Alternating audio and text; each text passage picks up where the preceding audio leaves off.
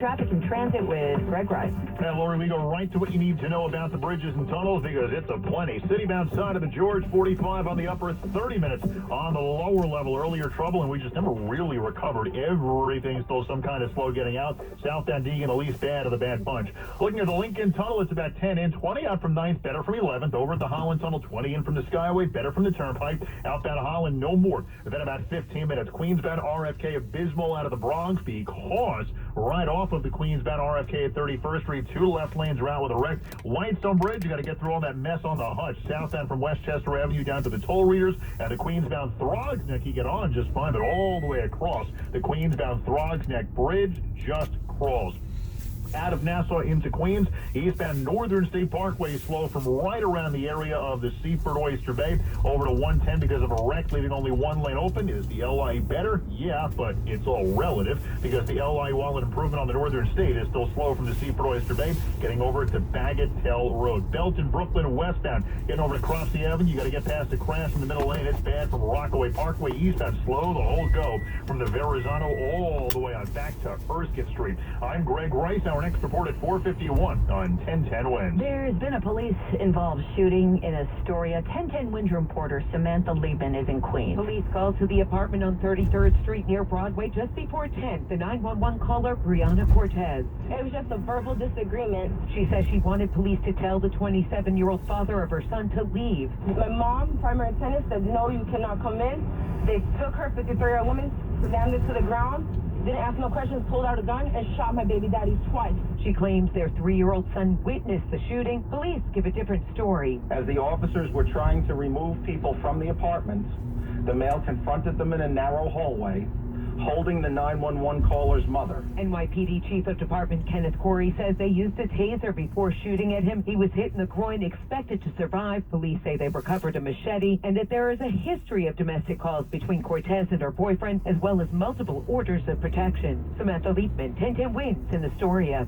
Wins News Time 4:43. Police say the weapon used in the shooting death of 16-year-old Angela Yambo, a student at University Prep Charter High in the South Bronx last week, was an untraceable firearm. Parents and Coalition for School Safety gathered at the corner where the 16-year-old high school student was shot and killed Friday, allegedly by another teen who used an untraceable homemade ghost gun.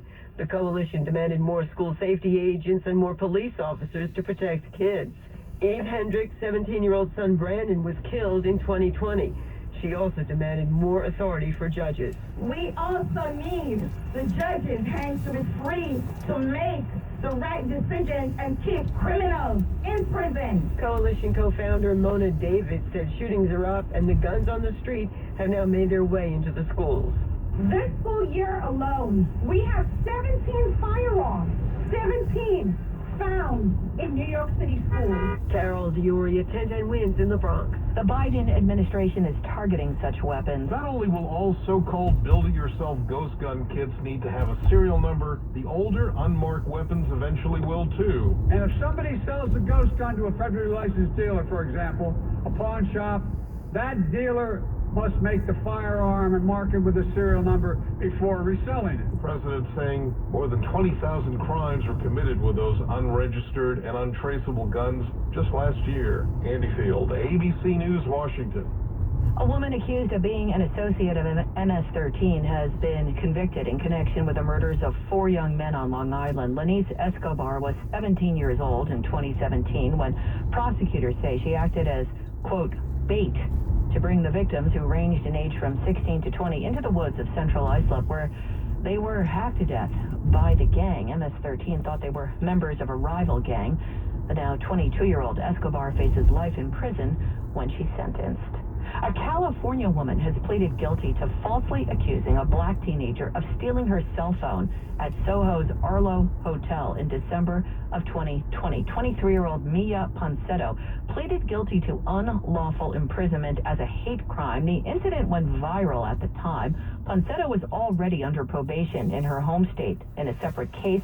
Under the terms of the plea, she will continue her probation as well as counseling and will have to avoid further interaction with the criminal justice system.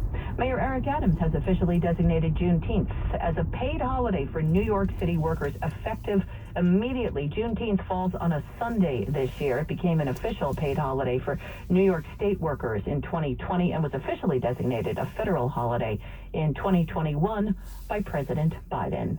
Wednesday's time 4:46. New rules.